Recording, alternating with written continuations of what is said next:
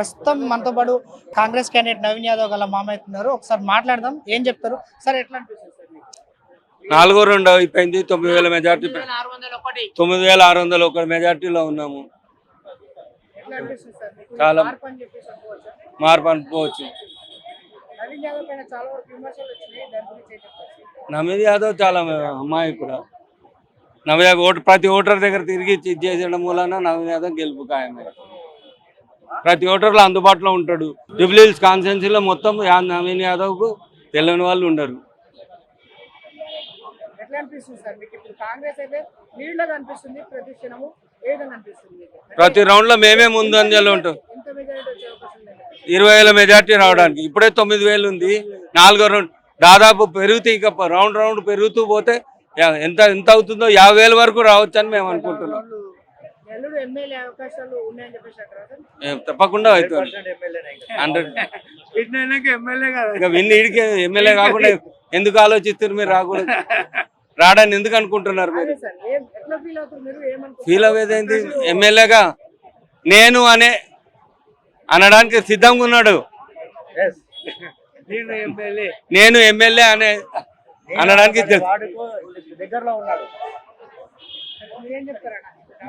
నేను 100% నవీన్ యాదవ్ గుడ్ వ్యక్తి, ప్రజలలో ఉన్న వ్యక్తి. ప్రజాస్వామ్యంలో గత 15 సంవత్సరాల నుంచి ప్రతి ఓటర్ దగ్గరికి, జూబ్లీ హిల్స్ కాన్స్టిట్యున్సీలో ప్రతి ఓటర్ దగ్గరికి నేను అనే వ్యక్తి, నవీన్ యాదవ్ వ్యక్తి ప్రతి ఒక్క ఓటర్ గుర్తుపడతాడు. అదేవిధంగా ఓటరే కుద్దొచ్చి అన్న నేను నీకోసం పని చేస్తా, నీకు సహాయం చేస్తా అని ముందంజలో ఉండి పని చేసిన మద్దతు నవీన్ యాదవ్ గారికి ఉన్నది.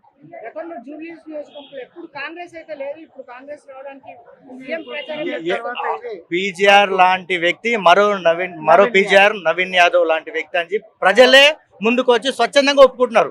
మాకు పీజీఆర్ తర్వాత పోయిన మళ్ళీ కావాలంటే నవీన్ యాదవ్ రావాలని కోరుకుంటున్నారు. అలాంటి వ్యక్తి నవీన్ యాదవ్. జూబ్లీస్ బైపోల్ కౌంటింగ్ క్షణక్షణం ఉత్కంఠ రేపుతుంది. కాంగ్రెస్ అయితే లీడ్లో కనిపిస్తుంది. ప్రస్తుతం మనతో పాటు కొంతమంది నాయకులు అవుతున్నారు. వాళ్ళతో మాట్లాడదాం. వాళ్ళు ఏమంటారు, కాంగ్రెస్ గెలుపుకు రీజన్ ఏంటని చెప్పి చెప్తారు. ఒకవైపు బీఆర్ఎస్ క్యాండిడేటా, మరోవైపు నవీన్ యాదవ్ ఇక్కడ నుంచి గెలిపేయడమా, లోకలా నాన్ లోకలా, ఇలాంటి ప్రస్తావనలు మొత్తం వాళ్ళని అడిగి తెలుసుకుందాం. మనతో పాటు సంజయ్ గారు ఉన్నారు. ఒకసారి దాంతో మాట్లాడదాం. కాంగ్రెస్ లీడ్లో కనిపిస్తుంది. కాంగ్రెస్ పార్టీ అధికారంలోకి వచ్చినప్పటి నుండి కూడా ఎదురు లేకుండా ప్రజలు మా వైపే ఉన్నారు. ఎందుకంటే ఇవాళ ప్రజల కోసం ఆలోచించే పార్టీ కాంగ్రెస్ పార్టీ. దాంట్లో ఎలాంటి అది లేదు. ఒకటి తెలంగాణలో ప్రజలు ఒకటి ఏం కోరుకున్నారు తెలుసా? గతంలో కేసీఆర్ అహంకారం ఒక మాట అన్నాడు. ఏమన్నాడు? మునుగోడు ఉప ఎన్నికలలో మేము అధికారంలో ఉన్నాము, మేము పాలిచ్చే ఆవుము, గడ్డి తినే దున్నపోతు కావాలన్నా మీకు కాంగ్రెస్ పార్టీ అన్నాడు. కర్మ సిద్ధాంతం. గడ్డి తినే దున్నపోతురు మీరు ఫామ్ హౌస్లో వండబెట్టిరు, ఎక్కడ పెరట్లో కట్టేసిరు. పాలిచ్చే ఆవును ఇలా జూబ్లీ హిల్స్ ప్రజలు కోరుకున్నారు.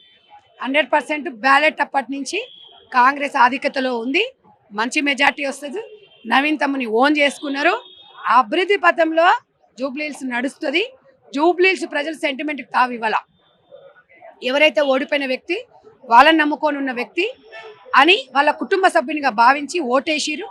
రేవంత్ అన్న పెద్దన్నగా జూబ్లీ హిల్స్ ప్రజలు కూడా ఆశీర్వదించిరు. చిన్న తమ్మునిగా ముందుకొచ్చిండు.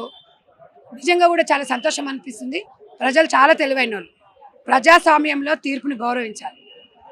సీఎం రేవంత్ రెడ్డి డైరెక్ట్ వచ్చి ప్రచారం చేయడం వల్లనే గతంలో ఉన్న బీఆర్ఎస్ మాత్రమే ఇక్కడ లీడ్లో ఉందని చెప్పేసి సీఎం రేవంత్ రెడ్డి రావడం వల్లనే. అవునండి, పెద్దన్న ఇప్పుడు 100% పెద్దన్న రేవంత్ అన్న మాట చెప్పిండంటే డెఫినెట్గా నమ్ముతారు కదా ప్రజలు. ఇప్పుడు కాంగ్రెస్ పార్టీ సీఎం రేవంత్ రెడ్డి గారు అబద్ధాలు చెప్పారు కదా, అభివృద్ధి దశలో నడిపిస్తారు కదా. ప్రజాస్వామ్యంలో సమస్యలను తీర్చే నాయకుడు రేవంత్ రెడ్డి గారు. డెఫినెట్గా హిందూ ముస్లిం బాయ్ అన్నాడు. మిగతా పార్టీలు కులాలతోని మతాలతోని విలగొట్టుకుంటున్నారు. గెలుపుల కోసము, ఓటు బ్యాంకు కోసం మేము ఎప్పుడు కూడా కులాలను మేము ఎప్పుడు కూడా నిందించము. ఇవాళ అజారుద్దీన్ గారికి మంత్రి పదవి ఇచ్చినాము. మీరు వాళ్ళు ఉందనుకొని మాకు సంబంధం లేదు. మేము ప్రజలకు బాగు కోసం మా పార్టీ ముందుకు పోతుంది. 100% మా వైపు ప్రజలు ఉన్నారు. ఆ నమ్మకాన్ని మేము ఎప్పుడు ముమ్ము చేయము.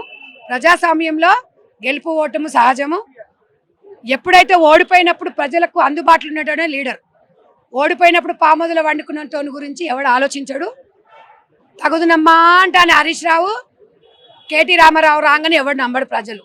ఎక్కడెక్కడి నుంచి అమ్మలక్కలు వచ్చిర్రు. బాపు చేసిండు యాడు మీ బాపు, యాడబండి మీ బాపు, అది ఒక్కటి ఆలోచించుర్రి. ఎవరు చేసినా కేసీఆర్ ఒక చరిత్రనే తప్ప పూర్తి పొలిటికల్ లీడర్ కాదు. పొలిటికల్ లీడర్ అంటే ప్రజలకు భరోసానిచ్చేటోడు లీడర్. ఇవాళ రేవంత్ రెడ్డి గారు ఓడిపోయిన ప్రజలలో ఉన్నాడు.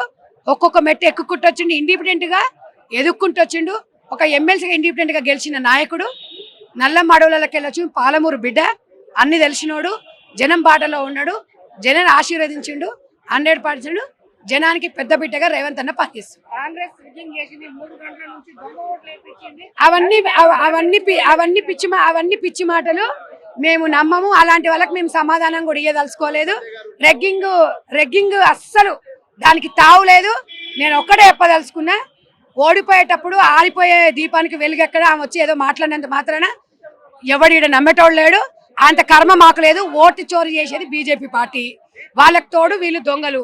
కాబట్టి వాళ్ళ కోసమే వాళ్ళు పనిచేస్తున్నారు. కాబట్టి Congress party Jubilee bypoll counting అయితే హోరాహోరీగా సాగుతుంది. ప్రస్తుతానికి 3వ రౌండ్ కంప్లీట్ అయ్యేసరికి కాంగ్రెస్ అయితే లీడ్ లో కనిపిస్తుంది. ఇదే విధంగా కొనసాగితే కాంగ్రెస్ 20,000 మెజారిటీ వచ్చే అవకాశాలు ఉంది అని కాంగ్రెస్ కార్యకర్తలు ఆశాభావం వ్యక్తం చేస్తున్నారు. ఆంధ్రప్రదేశ్లో కంటిన్యూస్ గా పోలింగ్ రిజల్ట్స్ అయితే ఇస్తున్నాము.